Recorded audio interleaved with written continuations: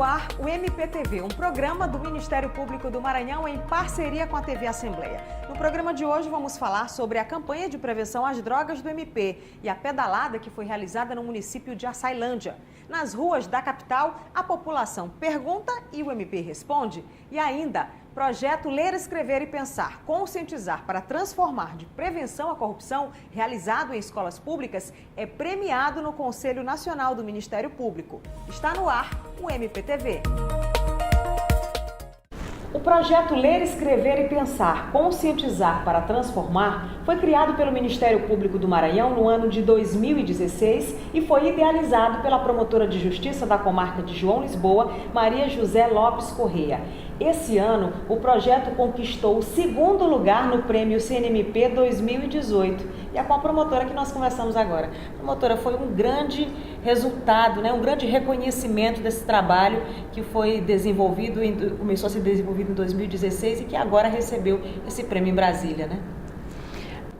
O reconhecimento nacional é sempre bom e nos possibilita saber que o Conselho Nacional do Ministério Público reconhece o trabalho do Ministério Público do Maranhão, que iniciou numa pequena comarca como João Lisboa e ganhou asas, alcançando esse reconhecimento e que é importante, primeiro, pelo grande resultado e por possibilitar a aplicação em todo o território nacional.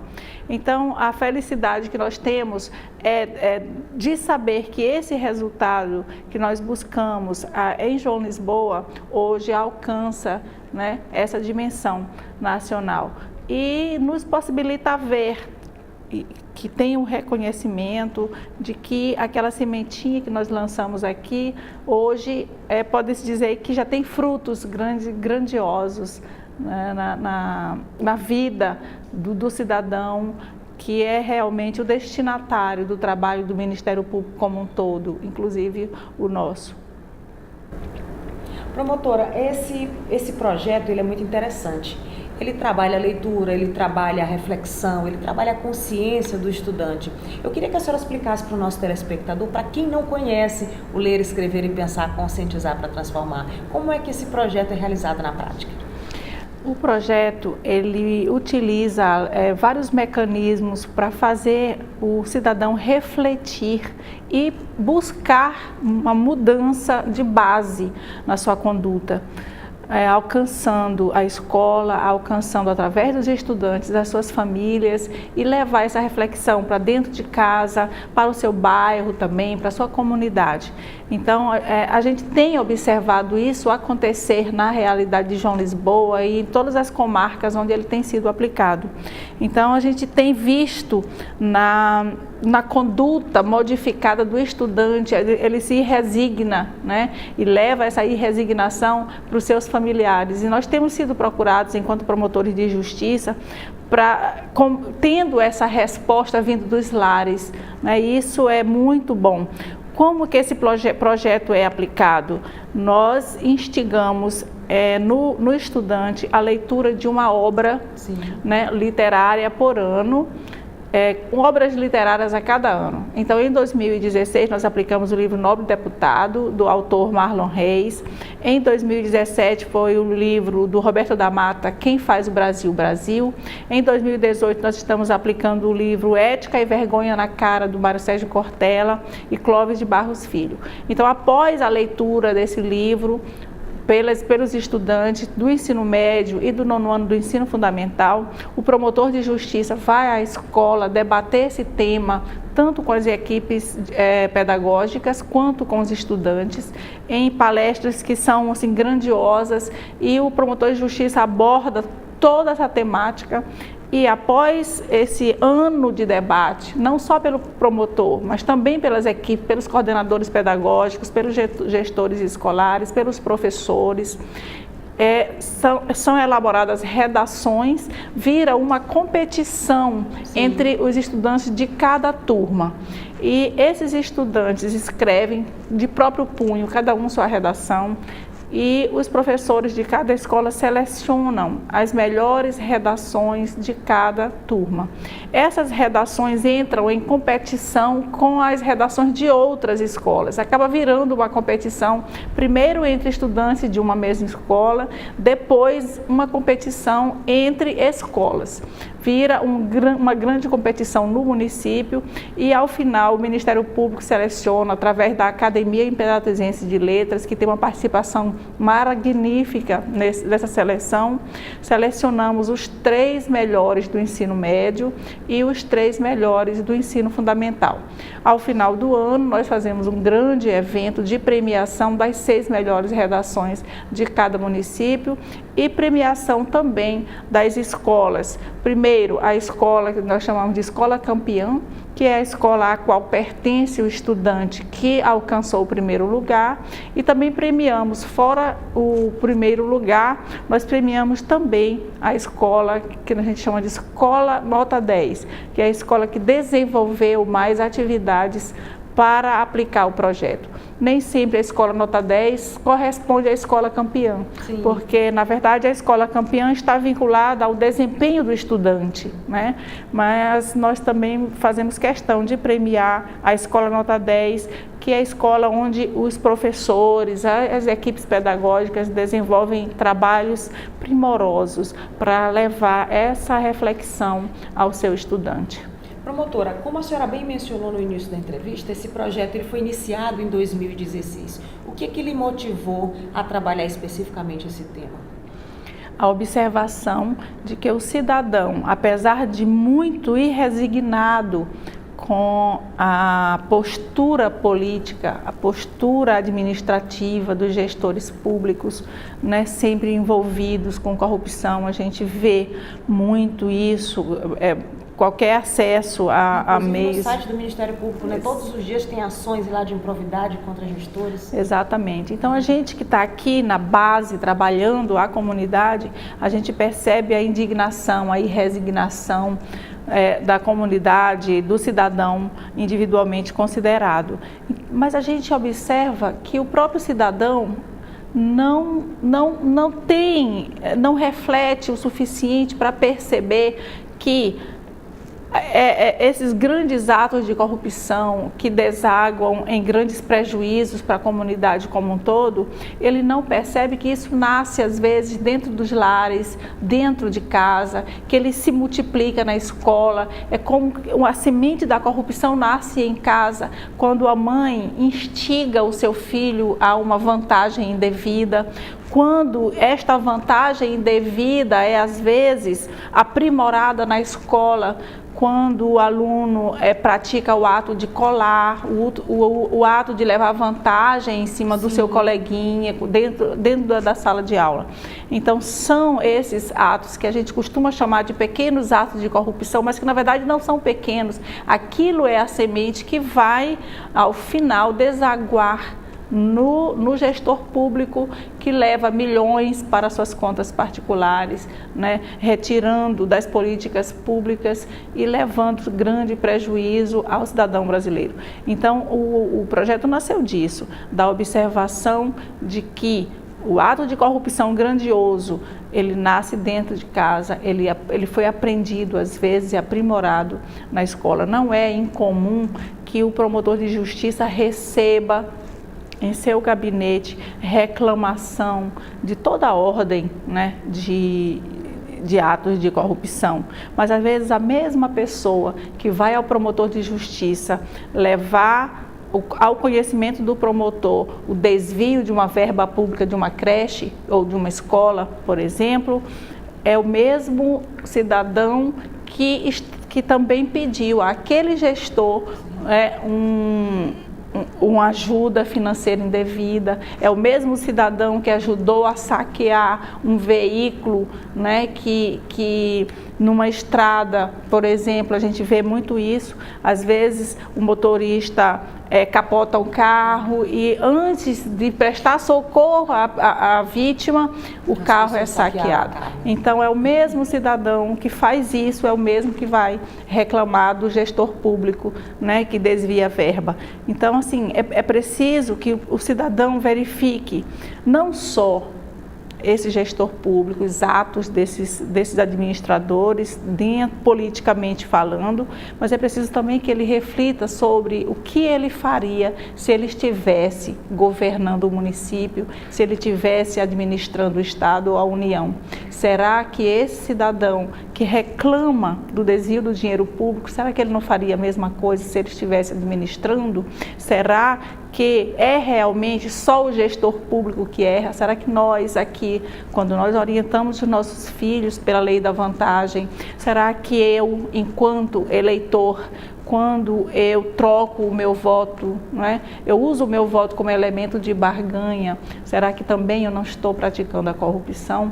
O Ministério Público do Maranhão, além de ter projetos, propostas e ações que objetivam punir gestores públicos, tem projeto como Ler, Escrever e Pensar, que também leva o cidadão individualmente considerado a refletir sobre sua conduta, para que nós, numa análise macro, possamos alcançar a transformação social que o Ministério Público busca. Qual é a abrangência desse projeto hoje no estado do Maranhão? Ele está pactuado para lançamento em todos os 217 municípios do estado do Maranhão, mas hoje está lançado em 49 comarcas, né? Isto inclui muitos outros municípios, considerando que as comarcas nem sempre incluem apenas um município. Então é uma abrangência grande em que todos os promotores de justiça dessas unidades judiciárias têm feito um trabalho magnífico junto à sua população. Então esse prêmio ao qual você se refere, ele é compartilhado, né, por todos os parceiros que abraçaram esse projeto. Era isso que eu ia lhe perguntar, esse projeto tem parceria? Parceria com a Secretaria de Estado da Educação, com todas as secretarias municipais de educação, onde o projeto está sendo aplicado, pelos gestores escolares, pelos secretários municipais de educação, pelos professores, que são, na verdade, a mola mestra, né? As unidades regionais de educação, os promotores de justiça, que são verdadeiros guerreiros, que vão, inclusive, às zonas rurais discutir essa temática com professores, com os estudantes, lá de base, né? Então, assim, a gente discute desde a sede das unidades regionais, para os professores, até a última escola da zona rural do município. Então é um trabalho assim que a gente observa, os promotores dizem, assim como eu observo na minha comarca, né, que observam na base a mudança de conduta. A gente forma elementos para essa luta contra a corrupção. Então, quando você vê um estudante indo à promotoria de justiça reclamar que alguém furou a fila no banco e que ele foi um elemento de transformação ali.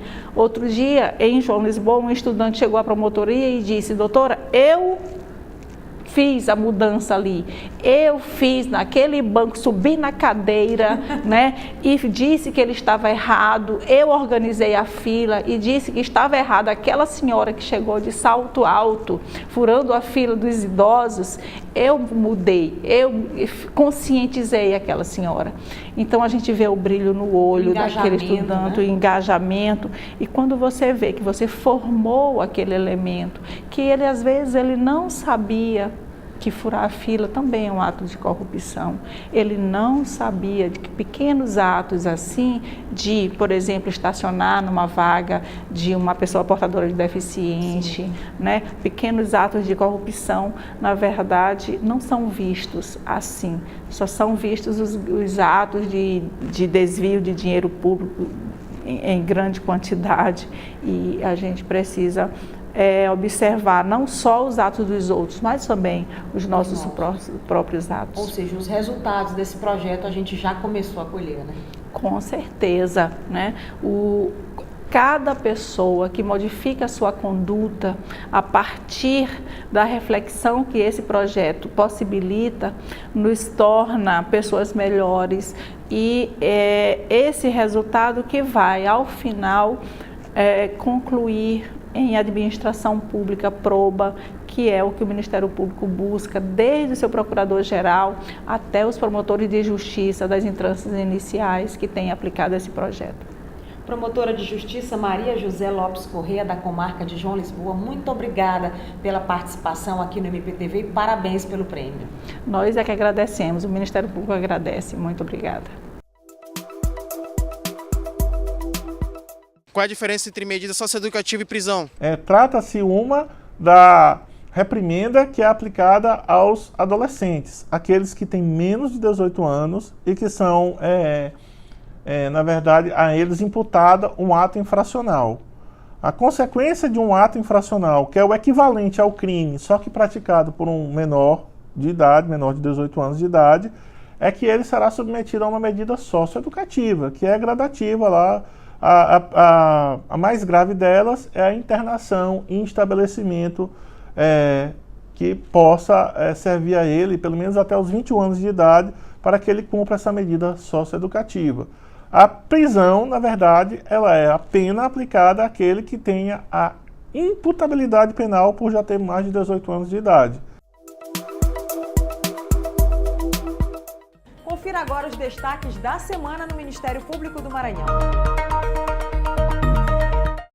O curso ocorreu na sede das Promotorias de Justiça de Imperatriz e contou com a participação de 11 membros do Ministério Público do Maranhão, das comarcas de Imperatriz, Porto Franco, Açailândia e Estreito. Ministrado pela coordenadora de comunicação Lucina Medeiros e a servidora Dalciana Castro, o objetivo foi orientar os promotores de justiça sobre o relacionamento com a imprensa, minimizar ruídos de comunicação e fortalecer a imagem institucional. O curso de Media Training é parte da estratégia de interiorização das ações. Nós vamos levar esse curso para todas as regionais, trabalhar junto aos membros como lidar com a mídia, o relacionamento, formas de entrevista, a particularidade de cada meio de comunicação. O objetivo é dinamizar a comunicação, diminuir ruídos e fortalecer a imagem institucional do Ministério Público. Entre os temas abordados no curso, o papel da assessoria, política de comunicação, dicas de relacionamento com a imprensa, entrevista coletiva, gestão de crises, entre outros. Para o promotor de justiça, Albert Lages Mendes, da Promotoria do Patrimônio Público, o conhecimento proporcionado vai ajudar no dia a dia de trabalho. Foi de extrema importância esse curso para nós, que temos esse contato com a imprensa no dia a dia e serve para nos preparar para essas entrevistas, nos preparar para como nos comportar frente a essas demandas que nos apresentam, que são fora da nossa rotina de trabalho. A pedido do Ministério Público, o ex-prefeito de Alcântara, Malalael Moraes, foi condenado por improbidade administrativa devido à fragmentação de despesas e falta de processos licitatórios durante o exercício financeiro de 2001.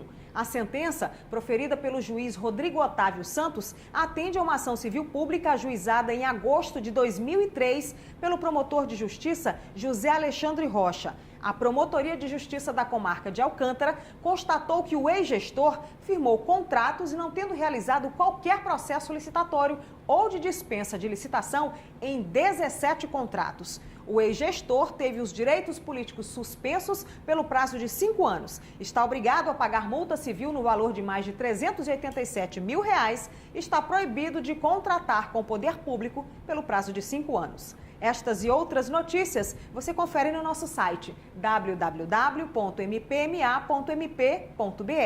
E no próximo bloco, tudo sobre a campanha de prevenção às drogas do MP e a pedalada que foi realizada no município de Açailândia. É um instante só.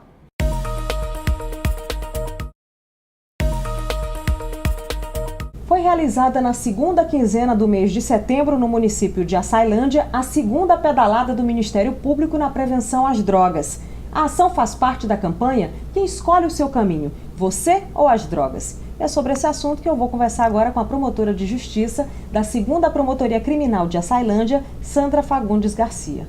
Olá, promotora. Seja bem-vinda ao MPTV. Eu gostaria que a senhora falasse um pouquinho a respeito dos resultados dessa pedalada que aconteceu no mês de setembro em Açailândia. Olá, Delciana. Essa pedalada foi uma iniciativa minha e de Dr. Gleudson Malheiros, o colega promotor de Açailândia. E o resultado dessa pedalada, para nós, foi extremamente positivo, porque tivemos o triplo de inscrições e de participantes. Ano passado nós tivemos 300 inscrições e todo mundo gostou e cobrou para que voltássemos com a segunda pedalada, e assim nós fizemos, e esse ano foram mais de 900 inscrições. Promotora, essa pedalada ela foi apenas um eixo da campanha Quem Escolhe o Seu Caminho, Você ou as Drogas, né? Quais são as outras ações dessa campanha? Sim, é uma das ações, porque na pedalada e na corrida também nós incentivamos a prática do esporte. Mas outras ações referentes à campanha diz respeito à publicação de 3 tipos de lei, que é a criação do Conselho Municipal sobre Drogas, a criação do Conselho Escolar sobre Drogas e também a criação de um fundo municipal. Com isso, o município tem como trabalhar várias políticas públicas sobre drogas naquela localidade. Além disso, também consta palestra nas escolas, principalmente da rede pública, estadual e municipal, com premiações, sorteios de diversos prêmios e incentivo ao jovem e ao adolescente de falar sobre o assunto, de pesquisar, fazer redação, poesia e desenho.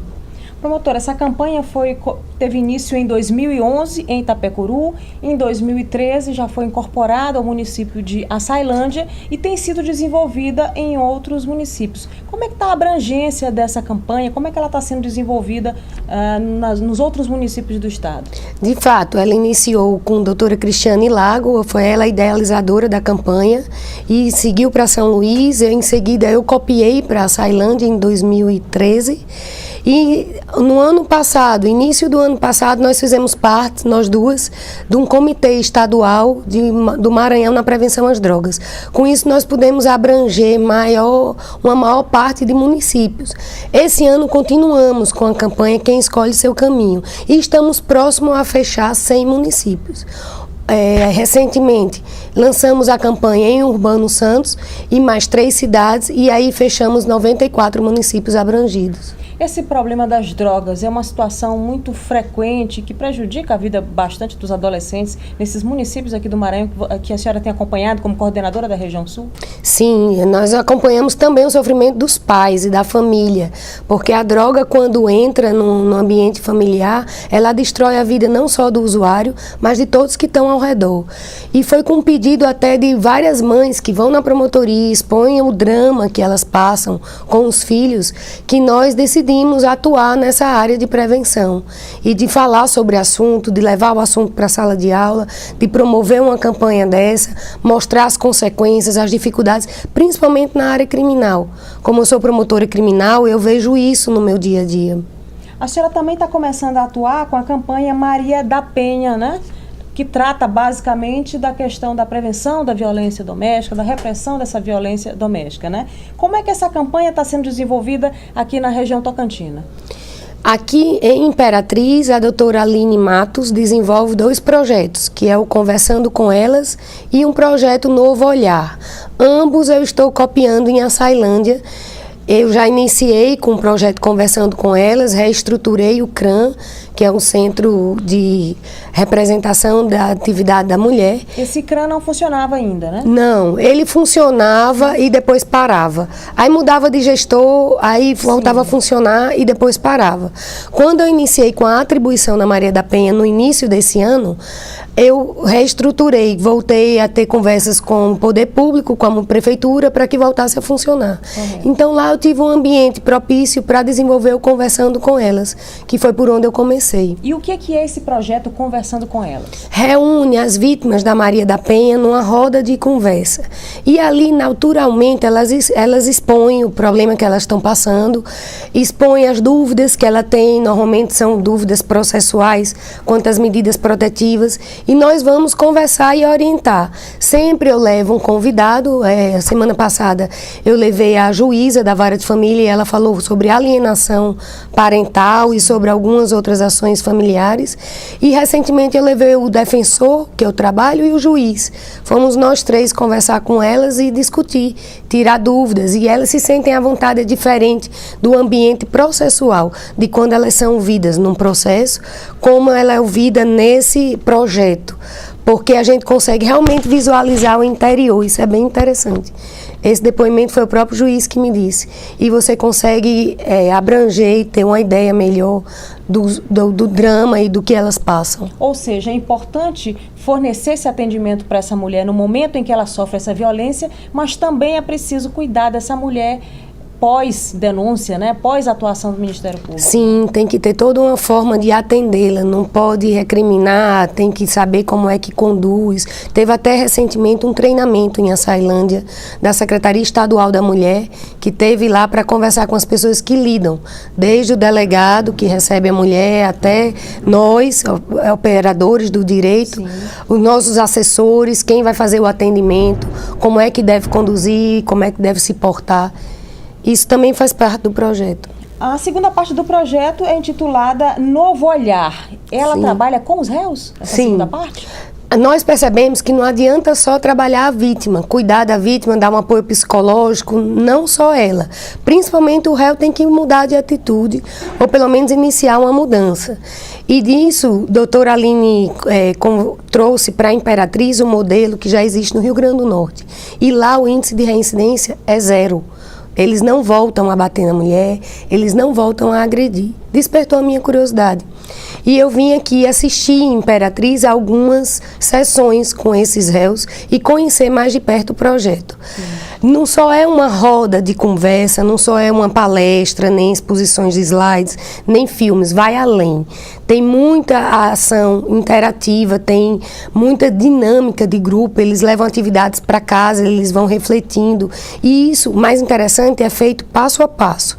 Não é conduzido por nós promotores ficamos só na coordenação do projeto, mas sim é conduzido pela psicóloga e por assistentes sociais, que sabem lidar com a situação. São 10 encontros e é bastante interessante acompanhar a evolução desses encontros. No início eles chegam muito tímidos e depois eles vão se soltando mais, até que de fato eles reconhecem o que aconteceu. E no final eles fazem um projeto de vida e a equipe continua acompanhando. Ao término das 10 sessões, elas voltam a ir lá na casa deles, a fazer visitas e saber o que foi que aconteceu depois desse tratamento, digamos assim. Promotora, muitas vezes a mídia noticia casos de feminicídio, né? Que é os casos onde termina, né, com violência e morte dessa mulher pelo fato dela ser mulher, pelo fim de um relacionamento que esse companheiro pode não ter aceitado. Como é que andam os índices de feminicídio em Açailândia? Também há incidência lá no município? Sim, Açailândia é um caso que outro dia eu perguntei num grupo de promotores se é tão alto assim, porque o que eu tenho percebido lá, eu sou promotora do júri desde 2013 e em cerca de 50% e até mesmo 60% dos nossos processos de júri são de feminicídio. Tentativa de feminicídio ou próprio feminicídio. E eu fiquei curiosa, porque quando eu percebi isso, quando o juiz ele monta uma pauta de mutirões de júri, a cada 10 júris, 5 são violência doméstica. Esse ano, meu primeiro júri foi violência doméstica. O próximo que eu vou fazer daqui a alguns dias é também de violência doméstica. E é impressionante porque isso a gente estuda e a gente vê na prática, de fato, um ciclo de violência. Inicia-se com a violência moral, o xingamento, a ameaça. Elas procuram, de fato, o poder público, conseguem uma medida protetiva e depois perdoa. E aí vem um ciclo de que tudo se acalma, volta ao normal. Só que, novamente, se isso não for tratado, se isso não for conduzido de outra forma, eles voltam a reincidir.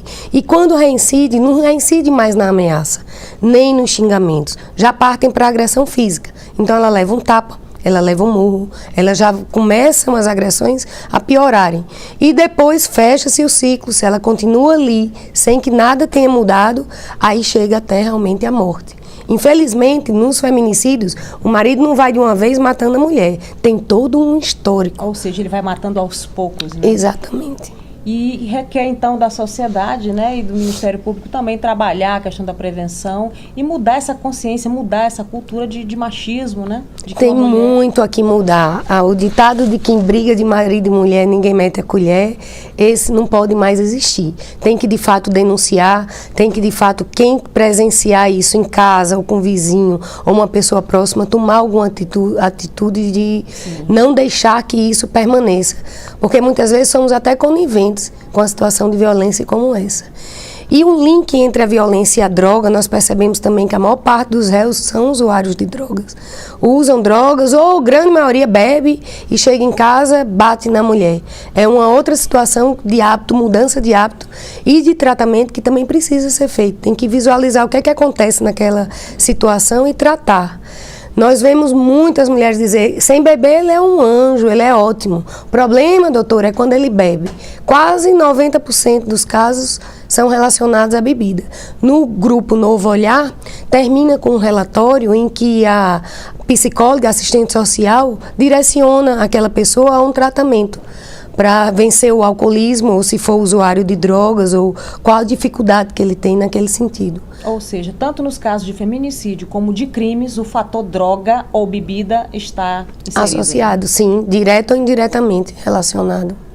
Promotora de Justiça Sandra Fagundes Garcia, da 2ª Promotoria Criminal de Açailândia, muito obrigada pelos esclarecimentos, pela participação no MPTV aqui na região Tocantina. Eu que agradeço, Dalciano. Estou disponível, quando você quiser, pode me chamar. Os filhos podem usar o dinheiro da aposentadoria dos idosos? Os filhos, em hipótese alguma, podem usar o dinheiro, o patrimônio, seja o valor que for, sem autorização deste idoso ou destes pais. Porque se assim o fizer, vai se constituir um crime de uso do patrimônio previsto no Estatuto do Idoso. Portanto, a não ser que o idoso esteja interditado ou que ele, por vontade própria, nomeie ou passe uma procuração para que uma pessoa o represente, fora destes casos, qualquer um que utilize esse dinheiro, ele é enquadrado como crime. Você assistiu ao MPTV e pode ficar à vontade para participar do nosso programa com críticas e sugestões. O nosso WhatsApp é 991 14 6529. Fique ligado, todas as segundas-feiras às 7h30 da noite, com reapresentação aos domingos, 1 da tarde. Até o próximo programa.